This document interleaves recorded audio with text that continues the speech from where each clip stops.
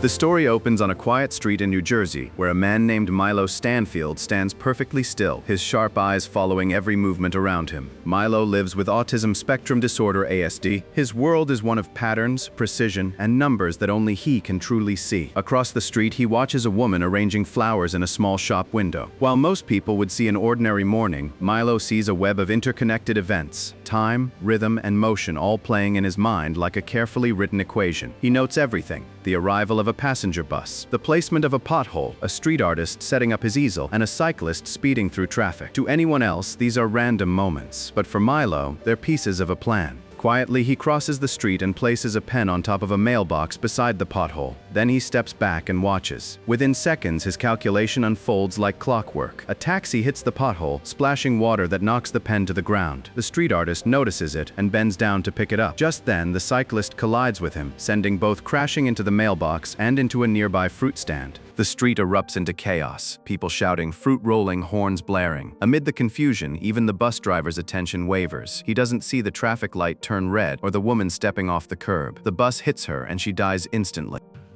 Milo watches, expressionless but focused. His plan has worked exactly as intended. After confirming the result, he turns and walks away, disappearing into the crowd as if he were never there. The scene shifts to FBI Special Agent Olivia Dunham, returning to her post at the Fringe Division of Homeland Security, a unit that investigates the strange and unexplained. Olivia's face carries both strength and weariness. She's back after a long recovery from a head injury, trying to step into the rhythm of her old life. Her colleague Charlie, the team's supervisor, greets her warmly as she walks in. Though his eyes reveal concern, something about her feels different. Elsewhere, inside the headquarters, Secretary Walter Nate Bishop, the agency's enigmatic leader, speaks quietly with Philip Broyles, one of his trusted officers. Their discussion reveals a chilling truth. The woman who just walked into the office isn't the real Olivia. She's Olivia, a doppelganger brought from another universe to replace her. Broyles is uneasy. He asks if they can really trust an imposter to live as one of their own. Walter Nate, however, is calm and deliberate. He explains that Olivia has had the real Olivia's memories implanted into her mind, so she believes she truly belongs here. That belief is essential because Olivia is unique. She's the only person known to travel safely between universes. Walter Nate's goal is not just control, it's discovery. He wants to understand how she can cross worlds unharmed. But when Broyles asks what will happen if her implanted identity begins to fade, Walter Nate answers coldly, she'll no longer be needed. Afterward, Charlie gathers the team for a briefing on the latest bus accident. He explains that it's not an isolated incident. This is the second time such a random accident has occurred in a week, and both times the victim has died. His tone is serious as he reminds everyone to stay sharp before heading out to the scene for investigation. A short while later, the FBI team arrives at the crash site. They split up to look for evidence, each agent moving with quiet focus. Leading the investigation is Agent Lincoln Lee, a man marked by severe burn scars but known for his sharp instincts. As Charlie examines the victim's body, she takes a fingerprint scan to pull up an identity. The woman's name appears, Julian Foster. Meanwhile, Olivia speaks with the bus driver, a shaken man whose hands tremble as he insists he's never even hit an animal before, let alone a person. Across the street, Agent Lee scans for environmental causes, gas leaks, chemical interference, anything, but finds nothing. What he does find, however, is strange: a simple ballpoint pen lying near the site of impact. Later, after questioning witnesses, Olivia returns to Lee and recounts what she's learned: that a street artist bent down to pick up the pen, collided with a cyclist, and fell into a fruit stand. Listening carefully, Lee connects the dots. The pen, he concludes, might not be random at all. It could be the trigger that set off a chain of perfectly timed reactions leading to the fatal crash. The next day, back at Fringe headquarters, Agent Lee and Charlie pore over reports from both bus accidents, searching for a link. Then Lee spots something chilling. In a photo from the first incident, the same kind of ballpoint pen appears. Now he's certain someone has been orchestrating these so-called accidents with mathematical precision. To confirm his theory, they consult Astrid, a mathematician within the Fringe Division. When told about the pattern of events, she's skeptical. No human, she says, could predict and manipulate cause and effect like that, not twice. But before their debate can continue, an alert flashes on their screens. Another bus accident has just occurred. Astrid's expression freezes in disbelief. The team races to the new site. This time, the victims are alive, dazed but breathing. Witnesses describe how a dog suddenly ran into the street, causing the bus to swerve. As Olivia scans the area, her eyes catch a familiar sight: a pen rolling slowly across the pavement. Her heart sinks. The pattern isn't over.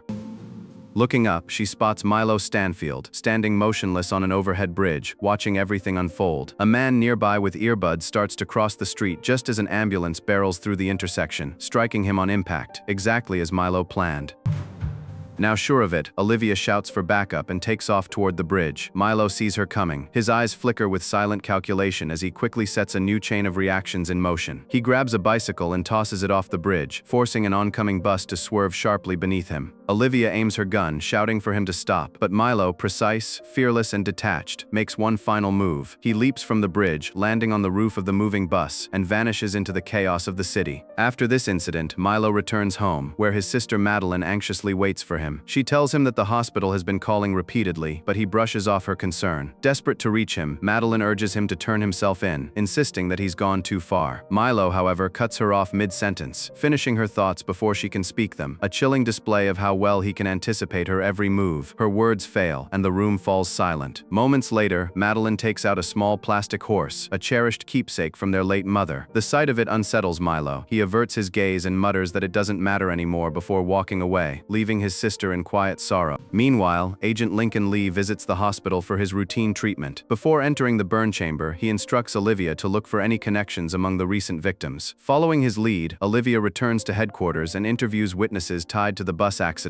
After thorough investigation, she uncovers a crucial link. All 3 victims were connected to the same medical facility. She immediately informs Charlie, and together they head to the medical center. There, Olivia notices that several patients struggle with technology, relying instead on simple ballpoint pens. Soon, they meet Dr. Levine, the head physician who recognizes all 3 accident victims. He explains that they had participated in experimental treatments designed to enhance cognitive function in patients with mental impairments. Dr. Levine shows them footage from the trials, and Olivia is startled to recognize Milo among the test subjects. When she asks about him, Levine reveals that Milo underwent the same intelligence-boosting treatment. His IQ had increased dramatically, but he was supposed to return for a reversal procedure. Released under his sister's supervision, he has since vanished, and now, anyone who tries to stop him ends up dead. Realizing the potential danger, Olivia and Charlie decide to visit Madeline. What they don't know is that Milo is already watching them closely, studying their every move and anticipating their next steps. When the agents arrive at the siblings' home, Madeline greets them cautiously. She insists she doesn't know where her brother is. Sensing her hesitation, the agents explain the severity of Milo's actions and the danger he poses to others and to himself. While Charlie searches Milo's room, Olivia opens up about her own past, speaking tenderly of her late sister and the bond they shared. Her empathy softens Madeline's guard. Madeline finally confides in Olivia, explaining that Milo's mind has become so advanced that he can predict outcomes with uncanny precision. The only thing that seems to disrupt his focus is the little toy horse, the same one from their childhood. Olivia assures her that their goal is not just to stop Milo, but to protect him as well. Moved by her sincerity, Madeline hands Olivia a folded note, the address of the hotel where Milo is hiding. After this, Olivia and Charlie meet with Astrid to discuss how to apprehend Milo. But as they map out potential strategies, it becomes clear that any plan they devise will fail. Milo can foresee every step they take. Accepting this grim reality, they decide to confront him directly at his hotel, without backup, relying solely on instinct and timing. Meanwhile, in his hotel room, Milo stands by the window, staring down at the street below. His mind races ahead, constructing detailed visions of what will soon unfold. He sees Olivia and Charlie arriving, the ensuing chase, and even calculates how to kill Olivia by leading her into a restricted construction zone where the air is dangerously thin, crushing her beneath a cascade of cement blocks. Moments later, events begin to mirror his prediction. Olivia and Charlie arrive, spotting Milo waiting calmly outside. The instant they approach, he bolts, sprinting toward the construction site. The agents chase after him, but as they enter the hazardous area, something unexpected happens. Olivia, unaware of the warning signs for low oxygen,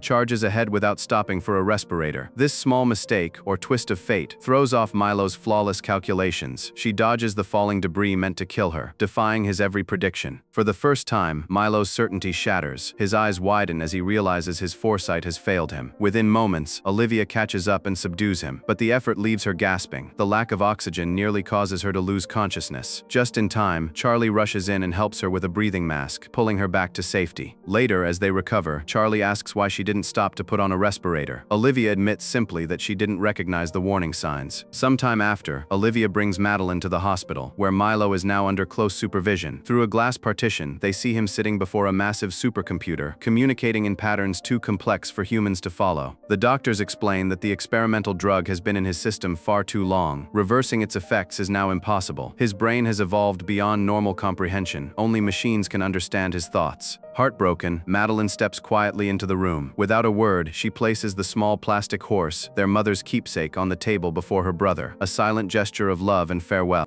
That evening, Olivia sits alone in her apartment, still haunted by the day's events. Suddenly, she sees a familiar figure, Peter, her lover from another universe. He tells her softly that she doesn't belong here, not in this reality. To prove his point, he reminds her of what happened earlier. Her ignorance of this world's warning signs, he says, is the very reason she survived. If you had known, Peter whispers, you would have died. He urges her to remember who she truly is, to recall everything she has forgotten. Then, before fading away, he kisses her, a fleeting, bittersweet touch, leaving Olivia staring into the quiet night, torn between two worlds.